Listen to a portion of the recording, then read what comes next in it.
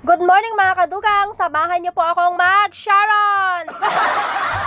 Magluluto po pala tayo ng feeding ng mga bata. Ito po ang aming pinakamabait, pinakamaganda na ma'am. Wow! Parents na kasama nating nagluluto ngayon ng feeding ng mga bata. Yes guys, rain or shine, magluluto po tayo kasi po baka po masira yung mga food. Sayang naman po, kaya iluluto po yan. At guys, uso po ang Sharon dito sa feeding. Yes, siyempre guys, isusupo natin yan. Ay, ibabaon pala natin. Sharon is life.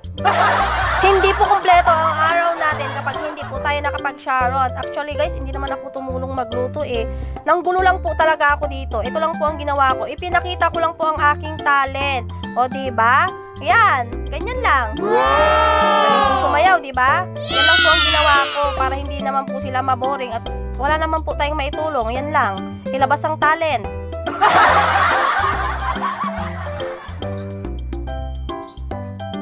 At ito na po yung pansit. My favorite. O, diba? Yan po ang aming food. Napaka-cute, napakaganda. Very cutie, very demure. At yung kanyang assistant cook sa likod. Very demure din. At ito po yung mga parents na marites na kagaya ko. Char. At ito na guys, ang exciting part.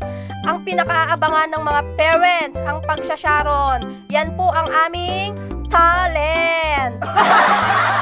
At talent po talaga ng lahat yan. O, aminin mo, talent mo din yan. At tapos na po kami mag-Sharon. Syempre, uwian na mga kadugang. Hanggang sa uulitin pa.